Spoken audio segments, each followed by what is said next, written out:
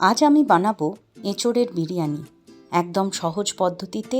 এতে পরিশ্রম একটু বেশি হয়, কিন্তু যখন বিরিয়ানিটা তৈরি হয়ে যায় ওটা খেতে এত অসাধারণ লাগে যে তার কোনো তুলনা হয় না। নমস্কার, আমি সঞ্চিতা। কুকিং উইথ সঞ্চিতাতে আপনাদের স্বাগত জানাই। তো চলুন শুরু করি এঁচোড়ের বিরিয়ানি বা জ্যাকফ্রুট বিরিয়ানি। প্রথমেই আমি একটা 1 কেজি সাইজের এঁচোড় নিয়ে নিয়েছি। পুরো এঁচোড়টা আমি ব্যবহার করব না, অর্ধেকটা এঁচোড় ব্যবহার করব।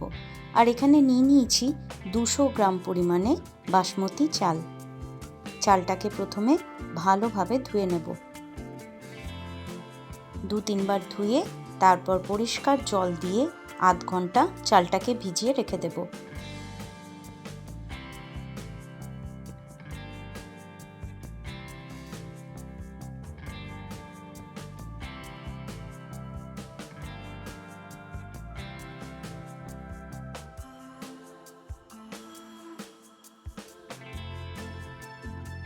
আধ ঘন্টার জন্য চালটা ভিজিয়ে রেখে দিলাম। এরপর এদিকে এঁচোড়টা আমি ডুমো ডুমো করে কাট করে নিয়েছি। দেখুন, এই রকম সাইজে করলে বিরিয়ানির মধ্যে খেতে বেশি ভালো লাগে। এরপর একটা পাত্রের মধ্যে আমি দিয়ে দিচ্ছি হলুদ আর দিয়ে দিচ্ছি লবণ 1/2 টিস্পুন। জলটা ভালোভাবে গরম হয়ে গেলে এঁচোড়ের টুকরোগুলো এখানে ভালোভাবে সেদ্ধ করে নেব। মিনিট 15 সময় লাগবে এঁচোড়টা সেদ্ধ হতে। লো টু মিডিয়াম হিটে চাপা দিয়ে এঁচোড়টা ভালোভাবে 50 to 60% আমি এখানে সেদ্ধ করে নেব। এদিকে হাঁড়ির মধ্যে নিয়ে নিচ্ছি সামান্য পরিমাণ তেল, দিয়ে দিলাম 1/2 টিস্পুন লবণ আর কিছু গোটা গরম মশলা আর তেজপাতা, এলাচ, লবঙ্গ, দারচিনি, তেজপাতা দুটো, এগুলো দিয়ে ভালোভাবে হাঁড়ির জলটাকে আমি ফুটিয়ে নেব। এতে আমি ভাতটা তৈরি করব, তাই ভালোভাবে জলটাকে ফুটিয়ে নেব যাতে জলের মধ্যে ফ্লেভারগুলো চলে আসে। চালটা আমার আধ ঘন্টা ভিজে গেছে। এবারে বাসমতি চালটাকে আমি ভালোভাবে এখানে সেদ্ধ করে নেব। 80% পর্যন্ত সেদ্ধ করব। 80% সেদ্ধ হয়ে গেলেই আমরা জলটা ঝরিয়ে নেব। এদিকে এঁচোড়টাও আমাদের সেদ্ধ হয়ে গেছে। একটা প্লেটের মধ্যে আমি এঁচোড়টা তুলে নিচ্ছি। চালটা সুন্দরভাবে সেদ্ধ হয়ে গেছে। 80% অবধি কুক করবেন, তারপরে এটা জল ঝরিয়ে নেবেন। এরপর একটা কড়াই ভালোভাবে গরম করে নিয়ে তাতে 3 টেবিল চামচ দিয়ে দিলাম সাদা তেল। সাদা তেলটা ভালোভাবে গরম হয়ে গেলে 3টে মিডিয়াম সাইজের একদম মিহি মিহি করে কেটে রাখা পেঁয়াজ এখানে আমি বেরেস্তা বানিয়ে নেব। একদম হাই হিটে ক্রমাগত নাড়াচাড়া করে বেরেস্তাটা বানিয়ে নিতে হবে।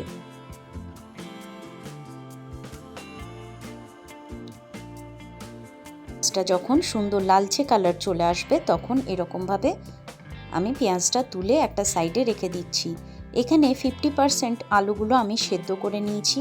তারপর তেলের মধ্যে সামান্য পরিমাণ লবণ আর সামান্য পরিমাণ হলুদ দিয়ে আলুগুলো ভেজে নিচ্ছি। বিরিয়ানিতে আলু আমাদের ভীষণ প্রিয়, তাই আলুটাও এখানে অ্যাড করলাম। আপনারা চাইলে আলুটা স্কিপ করতে পারেন। আলুটা সুন্দর করে ভাজা হতে থাক। এখানে সেদ্ধ করা এঁচোড়টা আমরা এবারে ম্যারিনেট করে রেখে দেব। প্রথমেই দিয়ে দিলাম বড় 2 টেবিল চামচ দই, তারপর দিয়ে দিলাম 1 চামচ গোলমরিচের গুঁড়ো, 1/2 চামচ হলুদের গুঁড়ো, আর দিয়ে দিচ্ছি 1/2 চামচ পরিমাণ লবণ, দিয়ে দিলাম 1/2 চামচ কাশ্মীরি লঙ্কার গুঁড়ো, আর দিয়ে দিলাম 1 চামচ ভর্তি করে বিরিয়ানি মশলা। ভেজে রাখা বেরেস্তা কিছুটা পরিমাণ এখানে অ্যাড করে দিলাম।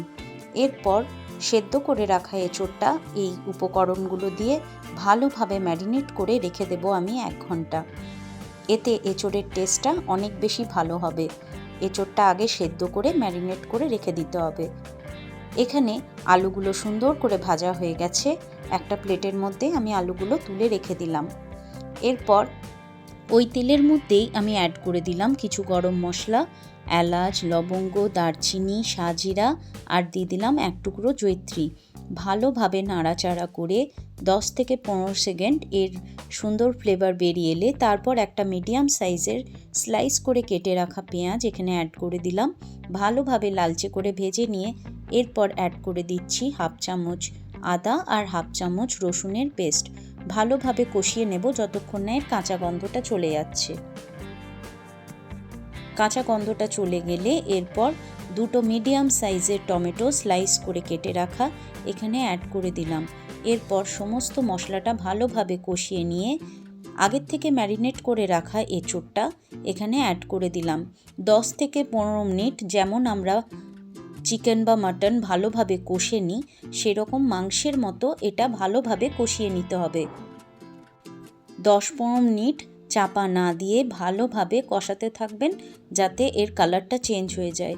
দেখুন আমি কষেছি 10 থেকে 15 মিনিট, এর কালারটা অনেকটা চেঞ্জ হয়ে গেছে আর তেলও ছেড়ে আসছে। ভালোভাবে এঁচোড়টা কষানো হয়ে গেলে ভেজে রাখা আলুগুলো এরপর এখানে অ্যাড করে দিলাম। আলুগুলোর সাথে এঁচোড়টা ভালোভাবে কষিয়ে নেব।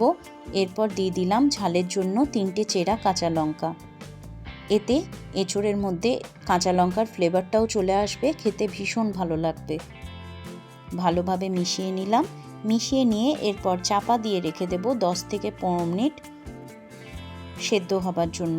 মাঝে চাপা খুলে একটু নাড়াচাড়া করে নেব যাতে তলা না লেগে যায়। 10-15 মিনিট পর দেখুন এঁচোড়টা আমাদের একদম রেডি। সুন্দরভাবে এঁচোড়টার থেকে তেল ছেড়ে দিয়েছে। এঁচোড়টা আমাদের একদম রেডি হয়ে গেছে। এরপর চলে যাচ্ছি পরের প্রসেসে। প্রথমে একটা কড়াইয়ের মধ্যে নিয়ে নিচ্ছি 1 চামচ পরিমাণ ঘি। ঘিটাকে ভালোভাবে চতুর্দিকে স্প্রেড করে নিয়ে এরপর গ্যাসের আঁচটা অফ করে দেব। প্রথমে এঁচোড়টাকে ভালোভাবে কড়াইয়ের চতুর্দিকে ভালোভাবে ছড়িয়ে সমান করে স্প্রেড করে নেব। এই সময় গ্যাসের আঁচটা অফ করে রাখবেন, নাহলে তলা লেগে যাবার ভয় থাকবে। আগে বিরিয়ানির লেয়ারটা ভালোভাবে সাজিয়ে নিয়ে তারপর গ্যাসের আঁচটা অন করবেন। এঁচোড়টাকে ভালোভাবে সাজিয়ে নিয়ে এবারে বাসমতি রাইসটা ভালোভাবে চতুর্দিকে স্প্রেড করে দিতে হবে।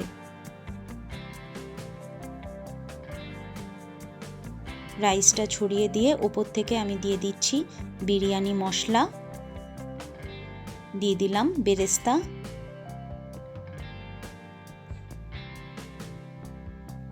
আর দিয়ে দিচ্ছি ওপর থেকে ধনেপাতা। খুব ঘরোয়া পদ্ধতিতে তৈরি এই এঁচোড়ের বিরিয়ানি খেতে কিন্তু অসাধারণ। ওপর থেকে 1 চামচ পরিমাণ ঘি ছড়িয়ে দিয়ে একটা তাওয়ার ওপরে আমি কড়াইটা বসিয়ে দিচ্ছি। ডাইরেক্ট হিটে বিরিয়ানি কখনোই ভালো হয় না, তলা লেগে যেতে পারে।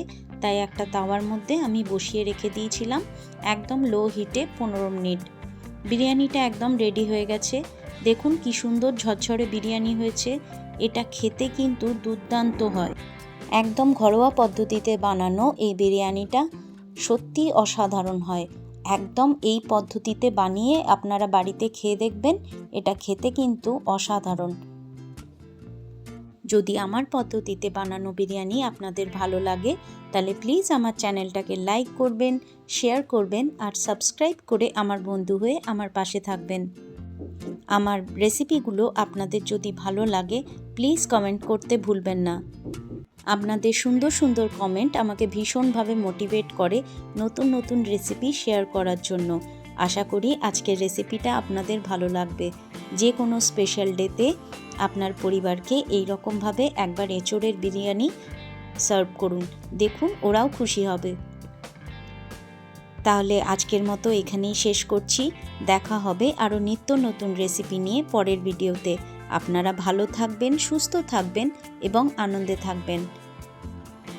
আজকের মতো বিদায় নিলাম, টাটা।